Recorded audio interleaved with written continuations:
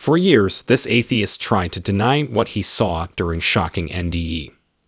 I trusted this creature and ventured further into the light, even though I didn't believe many humans, let alone being at the end of a tunnel. I became more joyful and wanted to cross over. Factor's chef-crafted and dietitian-approved meals delivered to your home are ready for life's busy days. They provide over 35 keto, calorie-smart, vegan, and vegetable alternatives a week to meet your lifestyle. Factor has 2-minute restaurant-quality dishes to heat and consume. They offer simple breakfast, noon snacks, smoothies, and more. Every meal at Factor is healthy and affordable, unlike takeout. Choose 6 to 18 meals per week and delay or reschedule deliveries to match your schedule. Factor dinners are 100% hassle-free, freeing up time. Visit factormeals.com and apply OtherSide50 for 50% off. Code OtherSide50 at factormeals.com saves 50% on delicious, easy dinners. How are you today, everyone? As an NDE, near-death experience, Ray Catton can attest that the NDE is true. First, I'll tell you about my background. Unfortunately, my upbringing wasn't spectacular. Trauma, turbulence, conflict, and other things caused me to spend a lot of time alone. That alone time felt like meditation. At 5, 6, 7, I was alone and stared at a wall, so I didn't realize I was doing it. Since we didn't have cell phones or other entertainment, I hid in a closet, under the bed, in the basement, or in the backyard to avoid domestic trauma. When you do this numerous hours a day, multiple days a week, you will remove man-made items and leave the wall colorless. Instead of wood, you see the energy that holds particles together. Being in tune with energy transforms how you see the world. I wasn't scared or bothered by this as a child. Preconceived beliefs are absent at that age. However, growing up in a chaotic family and throughout my teens and 20s, I carried disorder with me everywhere. As a young teen and throughout my 20s, I would manufacture disorder or hunt for chaos to be part of it because of the manner. I lived but didn't fear death. I didn't care if I lived or died. Therefore, I lived recklessly, putting myself in danger numerous times and entering dangerous situations where I could have perished. One time, I had a near-death experience. Interestingly, I didn't enter this. My home caught fire while I was living with my parents. My bedroom was above the kitchen on the second story. A stove used natural gas, which rises. I inhaled it for hours in my room. I didn't realize this. I think my mother went downstairs to turn on the stove for breakfast in the morning. When she started the stove, a huge ball of fire exploded, igniting the wall. The smoke was there, but my father put out the fire fast. I was wounded by the gas I inhaled all night, not the smoke or flames. After hearing the fire trucks and police cars, I struggled to get out of bed. This was difficult because I couldn't feel much of my body. I felt like my legs were 1,000 pounds and couldn't move them. I couldn't yell or get up.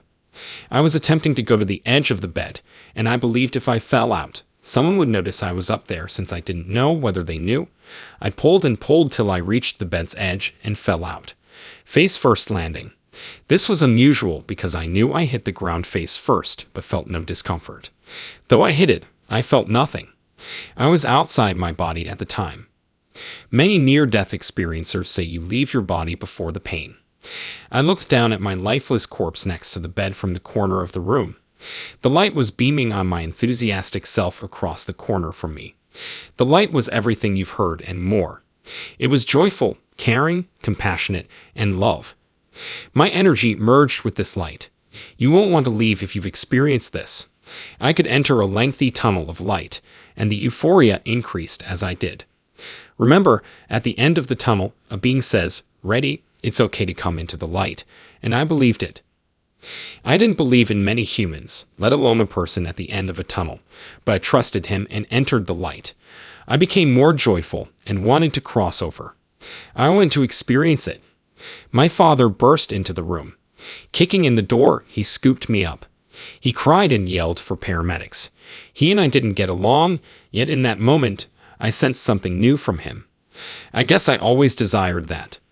I implored the being at the end of the light to let me go back. I responded, "I can't leave him like that," making it about him like I was negotiating. Who knows why, but I was allowed to return. I left that room. The paramedics were working hard on me when I woke up on the living room floor. Their tools and equipment were ready, and they shouted, "Bring up the truck, the ambulance." I got up and said, "Guys, I feel great. In fact, I feel fantastic. Euphoria persists. I felt good. I didn't require medical attention, I thought. They told me, 'Trust me, son, you're not fine,' and made me go to the hospital. I asked, 'Well, didn't you hear the voice?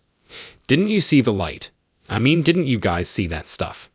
Now they're looking at each other like I'm insane, and I'm thinking I'll end up in a different kind of hospital where I can't check myself out. I kept that to myself. I was called crazy when I informed anyone about this thereafter. We had no internet or personal computers back then. I couldn't immediately jump on to see if others had our experience. Since it was word of mouth, I suppressed it since everyone I told would think I was crazy. Because of my background and my parents teaching me Christianity, which is okay, I rebelled against everything, including religion. I declared myself atheist. I maintained my atheism after the NDE because of how I interpreted it. I answer, well, my analytical mind takes over and says you fell in front of a window on what was likely a sunny day, so the white light was the sun. You inhaled enough gas fumes that you were hallucinating, and that's the being in the light and whatever else. I put it in a box and shoved it into the back of my mind where I didn't have to deal with it. However, my father and I never had a good relationship. When you return to your body, the pain is like a bomb. All your aches and pains, including a 10-year-old sports injury, flare up. Everything is tenfold felt. I said, why in God's name did I make this choice? I should have gone into the light. Even if I'm attempting to stay atheistic, I realize there's no cause to fear death. As a young person from a dysfunctional household, I had no reason to exist. Not a problem. I worked for several unsavory guys who had problems. Many of these occurred in nightclubs and bars. One day, I was behind the bar getting a bottle and heard po-po, which meant they were firing at each other, and I was trying to figure out how to escape. The entity says, side door, side door. I answered, I can't get out the side door because the shooter's going to see me. I'm not going to make it to the side door. So I have nothing to lose, just one side door. I rushed to the side door. Even after passing that door, I had to walk down a long corridor. A 40-foot passageway led to the next door, a parking lot side entrance. I succeeded. I parked my automobile outside that door, ironically. No, I never parked there. I always parked on the other side of the building, but that night I parked there. My book has many examples of this saving my life and being there for me. This creature has saved me throughout my life, even in car accidents. Over the years, I've realized you can manifest good and bad. I didn't want to go to my job anymore because of the harassment and other issues. This job was really not appealing to me. I met a friend and asked him, well, where did you get all this money from? He said, oh, I had a car accident, and I sued, and I got all this money. And I thought, well, what if I have a car accident, and I can sue somebody, and I can get a lot of money? I don't have to go to this stupid job anymore. I thought about this every day. How can I succeed? How is this possible? How can I avoid such severe injury? I continued contemplating it. Then it rained on my way to work. I was in the middle lane of a highway when the right lane car cut into mine without looking.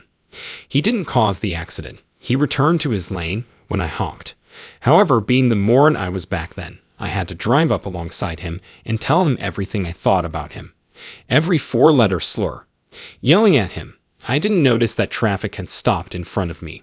I hit the back of the automobile in front of me at 55 miles per hour or more. Then the car behind me hit me. In that time, the entity commanded, get under the dash, get under the dash. Back then, seat belts weren't required. Laws were absent.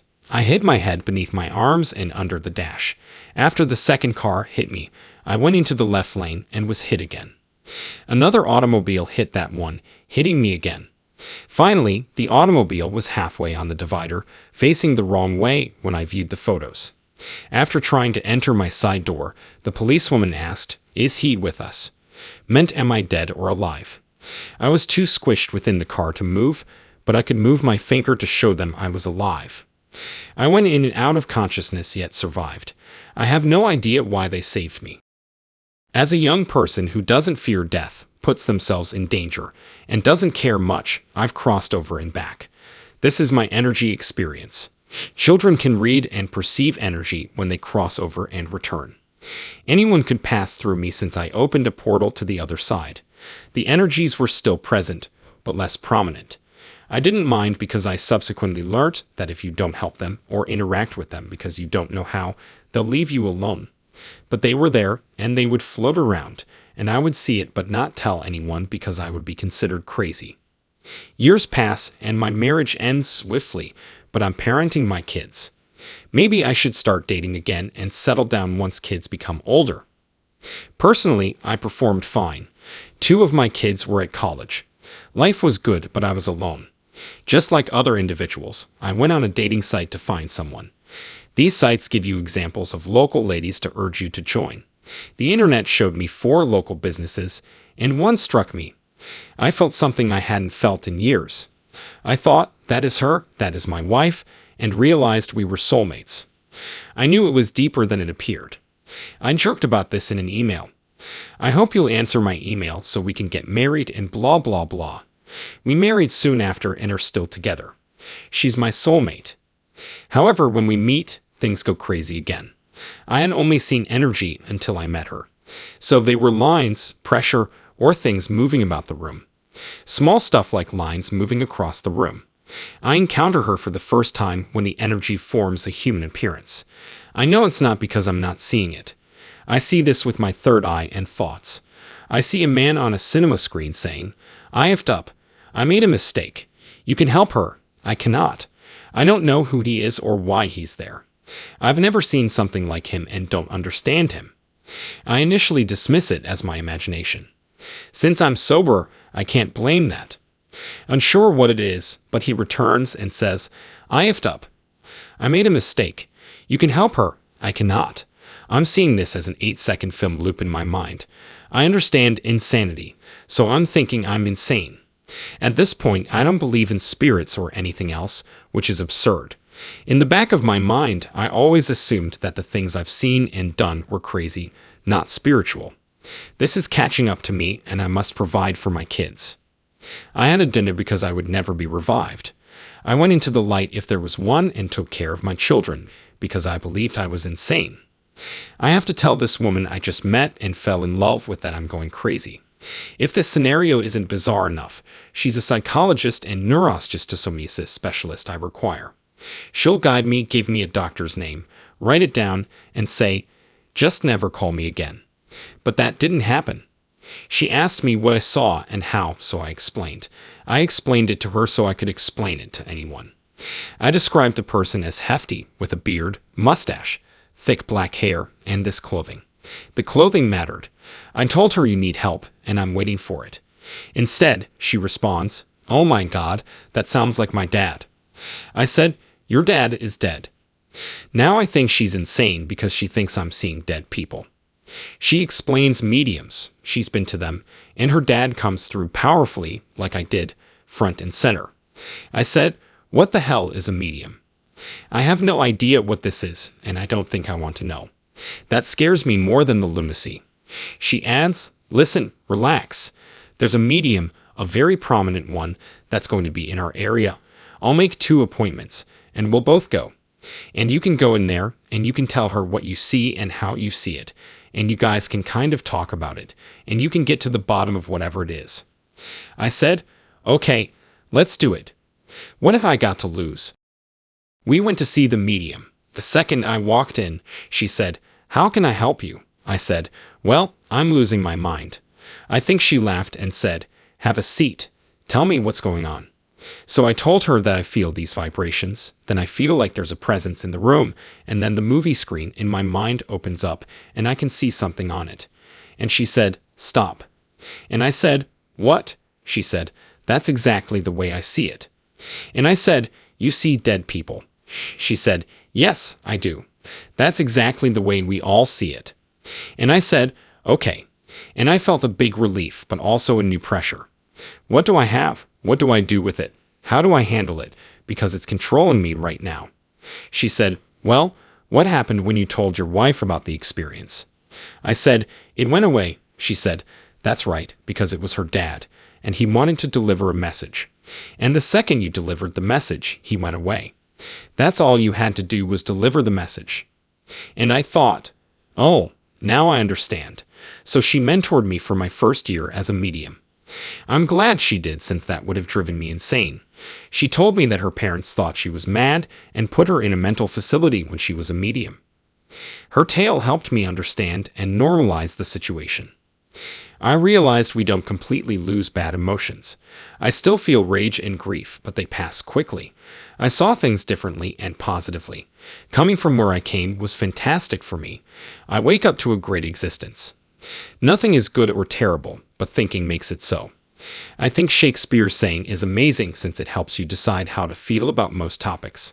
Again, catastrophes and awful events can take time to process, but most of the time, we don't need our worries and concerns.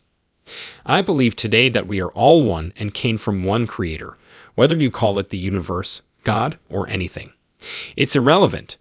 To hurt another is to hurt ourselves, this energetic entity we share. More people must learn this rapidly, or the world will go in a direction we don't want. I believe we're all part of that light I was a part of one day, and we'll all return to it. I wish you well until then. Many thanks for joining me today. In the lows, we all sink in, staring confused at the sky.